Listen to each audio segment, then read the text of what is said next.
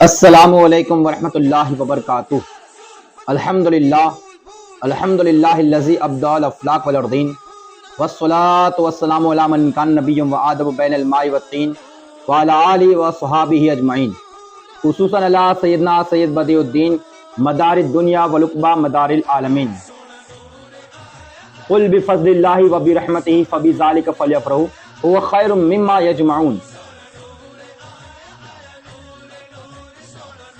تیرا کھاوا میں تیرے گیت گاوا یا رسول اللہ، تیرا میلاد میں کیوں نہ مناوا یا رسول اللہ۔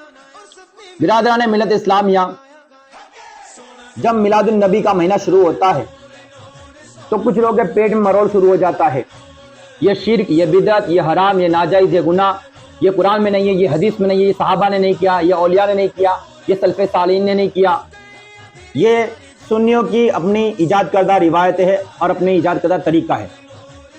الحمدللہ میرا نبی صرف مسلمانوں کے لیے نہیں بلکہ پوری کائنات کے لیے رحمت بنا کر کے تشریف لایا گیا ہے۔ آپ کا تشریف لانا پوری انسانیت کے لیے احسان ہے۔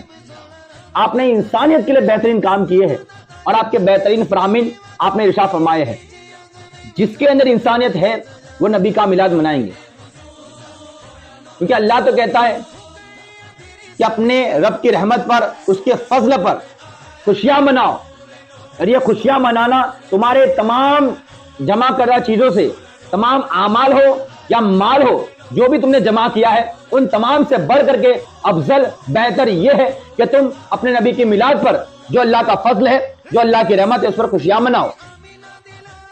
اب کوئی اس سے مراد قرآن لیتا ہے، اگر اس سے قرآن بھی مراد لیا جائے تو بھی قرآن سے افضل میرے نبی کی ذات ہے۔ اگر آپ تشریف نہ لاتے تو قرآن بھی نازل نہ ہوتا۔ قرآن آپ کے صدقے میں ہم پر نازل ہوا ہے، تو قرآن سے بڑھ کر فضل اور رحمت ہمارے نبی کی ذات گرامی ہے۔ تو اگر قرآن کے فضل پر اور رحمت پر خوشیاں منائی جا سکتی ہے تو قرآن والے پر بدرجہ اولا ہمیں خوشیاں منانا چاہیے۔ خیر، کئی لوگ ہم سے پوچھتے ہیں کہ خوشیاں کنہیں منانا چاہیے، تو آئیے میں انہیں کچھ مثالیں پیش کر دوں کہ خوشیاں کنہیں منانا چاہیے۔ خوشیاں انہیں منانا چاہیے، اور خاص کر خوشیاں اس مزدور کو منانا چاہیے جس کے حق کو دلانے کے لیے میرے نبی نے ارشاد فرمایا کہ مزدور کا پسینہ سوکھنے سے پہلے اس کی مزدوری دے دینی چاہیے۔ خوشیاں ان غربا اور مساکین کو منانا چاہیے کہ جن کی لوگوں کے نزدیک کوئی عزت اہمیت نہیں تھی۔ ان غربا اور مساکین اور فقراء کے لیے میرے نبی نے ارشاد فرمایا کہ میرے امت کے غربا، مساکین، فقراء مالداروں سے 500 سال پہلے جنت میں داخل ہو جائیں گے۔ خوشیاں ان بیواؤں کو اور ان یتیموں کو منانا چاہیے کہ جن کے مال کی اور جان کی حرمت لوگوں کے نزدیک کچھ بھی نہ تھی۔ ان کی حرمت کو سمجھاتے ہوئے میرے نبی نے ارشاد فرمایا کہ جس نے کسی بیوہ یا یتیم کی کفالت کی، اللہ اسے اپنے عرش کے سائے میں جگہ عطا فرمائے گا۔ خوشیاں ان بیٹیوں کو، ان بہنوں کو، ان خالوں کو، ان پھوپھیوں کو، ان نانیوں کو اور ان دادیوں کو منانا چاہیے کہ جن کے بارے میں میرے نبی نے ارشاد فرمایا کہ جس نے 2 بیٹیاں یا 2 بہنیں، پھوپھیاں، خالائیں یا نانی یا دادی کی کفالت کی، اللہ اسے جنت میں میرے ساتھ میں ایسے ہی رکھے گا جیسے میری یہ 2 انگلیاں۔ آپ نے تشہد اور اس کے قریب والی انگلی کی طرف اشارہ کر کے فرمایا۔ خوشیاں اس شوہر کو منانا چاہیے کہ جس کا مقام و مرتبہ بیوی کو تعلیم کرتے ہوئے میرے نبی نے ارشاد فرمایا کہ اگر کسی کو کسی کے لیے سجدہ کرنے کا حق ہوتا تو میں بیویوں کو حکم دیتا کہ وہ اپنے شوہروں کو سجدہ کرے۔ خوشیاں اس بیوی کو منانا چاہیے کہ جس کی اپنے شوہر کے نزدیک حیثیت چوٹی سے بھی کم تھی، اس کا مقام سمجھاتے ہوئے میرے نبی نے ارشاد فرمایا تم میں سے بہتر وہ ہے جو اپنے بیوی کے حق میں بہتر ہو۔ خوشیاں اس بیٹی کو منانا چاہیے جس کو پیدا ہوتے ہی اس کا باپ اس کو زندہ دفن کر دیا کرتا تھا۔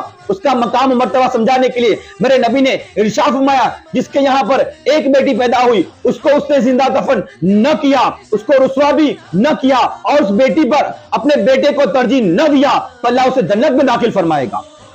خوشیاں اس باپ کو منانا چاہیے جس کو اس کا بیٹا ڈنڈے سے مارا کرتا تھا۔ اس کا مقام و مرتبہ سمجھانے کے لیے میرے نبی نے ارشاد فرمایا کہ باپ کی رضا میں اللہ کی رضا ہے اور باپ کی ناراضگی میں اللہ کی ناراضگی ہے۔ خوشیاں اس ماں کو منانا چاہیے جس ماں کو اس کا بیٹا گلے میں رسا ڈال کر کے بازار میں جا کر کے بیچ دیا کرتا تھا۔ اس کے حق کو سمجھانے کے لیے میرے نبی نے ارشاد فرمایا کہ اپنی ماں کی خدمت کو اپنے پر لازم کر لو، کیونکہ ماں کے قدموں کے نیچے جنت کو رکھا گیا ہے۔ خوشیاں انہیں منانا چاہیے جنہیں مرنے کے بعد میں قبر میں رسول کو چہرہ دکھانا ہے۔ خوشیاں انہیں منانا چاہیے جنہیں کل محشر میں سرکار کی شفاعت چاہیے۔ خوشیاں انہیں منانا چاہیے جنہیں لواء الحمد کے نیچے جگہ چاہیے۔ خوشیاں انہیں منانا چاہیے جنہیں کل محشر میں سرکار کے ہاتھوں سے جام کوثر نوش فرمانا ہے۔ خوشیاں انہیں منانا چاہیے جنہیں اللہ اور اس کے رسول کی رضامندی چاہیے، اور خوشیاں انہیں منانا چاہیے جنہیں اللہ اس کے رسول کو راضی کرتے ہوئے جنت میں داخلہ چاہیے۔ اللہ رب العزت ہم تمام کو خوش ہو کر کے نبی کا میلاد منانے کی توفیق اور رفیق عطا فرمائے۔ اسلام زندہ باد، نبی کا میلاد پائندہ باد۔